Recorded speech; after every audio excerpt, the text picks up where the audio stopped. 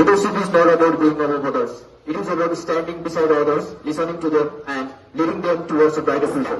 Good morning, and it is a great honor to have this great opportunity.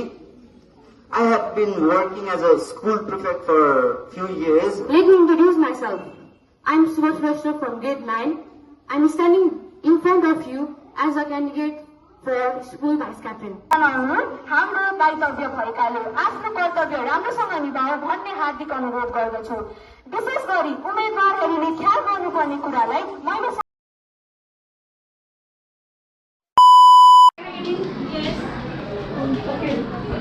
What is the total number of students here? No.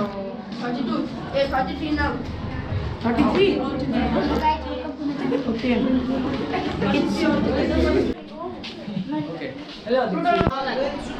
स्पृशु Dahal प्रवक्ता है तपाईको कार्य चाहिँ के हुने गएको छ? मेरो कार्य भनेको मतदाताको संख्या संकलन गरेर विवरण सबैलाई जानकारी दिन हो।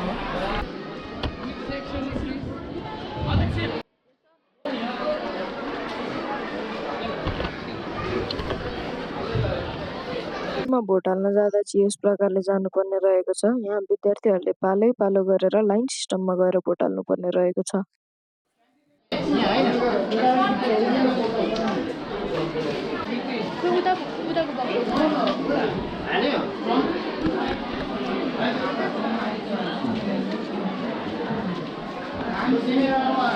भोट कसरी गर्न थाहा छ नि?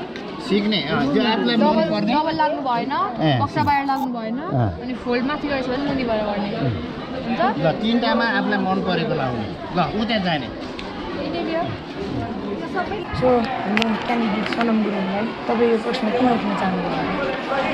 म चाहिँ प्रश्न उठ्न चाहेको किनभने हाम्रो स्टुडेन्टहरूको भोइस सुन्न र उनीहरूको भोइसलाई एकदम रेस्पेक्ट र अन्डरस्ट्यान्डिङ वेमा हेर्न र त्यो उनीहरूको प्रब्लमहरूलाई सल्भ गर्न।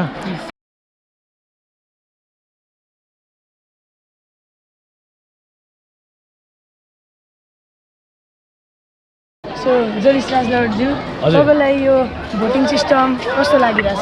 राम्रै छ, राम्रो लाग्यो। हजुर सबैजना राम्रो हुन्छ, सबैजना क्यान्डिडेट सबै राम्रै छन्। अब हेरौँ कसलाई भोट दिन्छ। सबैजना ह्यान्डसम ब्युटिफुल सबैजना छन् हैन। अनि तपाईँको भन्नाले कस्तो विकास हुन्छ होला भन्ने तपाईँको? धेरै विकास धेरै छ। कृषि एक्टिभिटीमा कस्तो के होला? खतरा हुन्छ जस्तो लाग्यो। सबैजना राम्रै छ, गर्छ जस्तै लाग्छ। सबैले राम्रो मान्छे छन्, लिडरसिप खतरा छ सबैको, त्यही लाग्छ। अनि यो सबै यस्तो निर्वाचन गर्न तपाईँको लगानी कति लाग्यो? लगानी भन्दा पनि बच्चाहरूले चाहिँ निर्वाचन सम्बन्धी केही ज्ञान होस् र मतदान कसरी गर्ने, निर्वाचन के हो, मतपट्टिका के हो भन्ने कुराहरू सिकाउनुको लागि मात्रै हामीले यो यसपालि चाहिँ म्यानुअल निर्वाचन गरेको। खर्च भन्ने कुरो अलिअलि हुन्छ, त्यो खासै कुरो भएन। भन्नाले तपाईँले यो आफ्नो विद्यार्थीहरूलाई कसरी पछि गएर भोट गर्ने भन्ने बारेमा सिकाउनु भयो हो। जब उनीहरू मतदान गर्ने उमेर पुग्छ, अहिले गरेको मतदानलाई पनि उनीहरूलाई स्मरण होस् भनेर हामीले चाहिँ यो यसरी गर्नुपर्छ, मतदान यस्तो हुन्छ भन्ने कुरोहरू चाहिँ सिकाउनुको लागि यो खालको निर्वाचन गराएको। भर्खरै यहाँहरूले आफ्नो अमूल्य मत खसाल्नु भएको छ, त फिलिङ कस्तो भइरहेछ? मलाई चाहिँ राम्रो भइरहेछ। जे होस् अब क्याप्टेनले चाहिँ जित्नै पर्यो र राम्रो रियाक्सन गर्नु पर्यो। म चाहिँ राम्रो मान्छेलाई दिएँ, अब यति हो। ल सबैजना नमस्ते।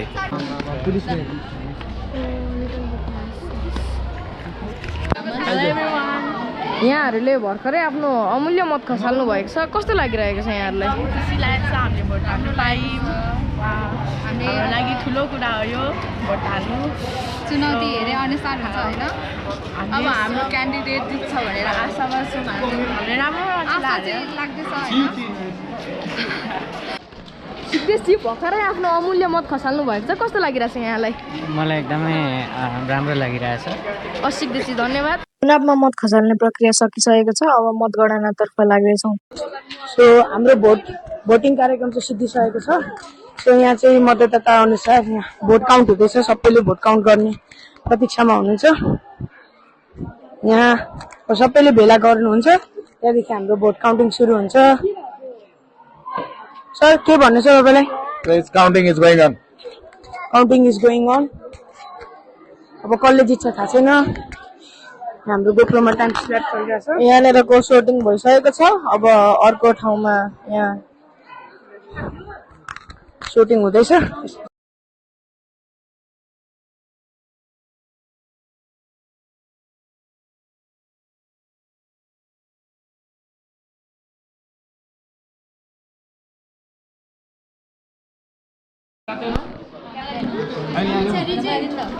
अब रबर लाउनु परेन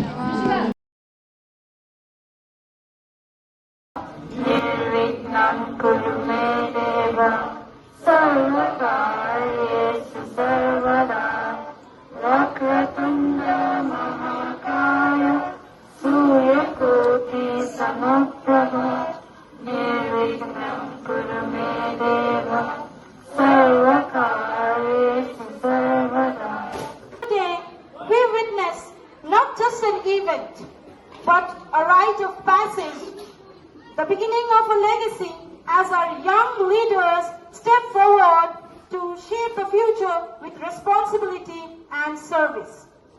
Dear all, please join me in welcoming the new leaders of our school as they march down to the ground.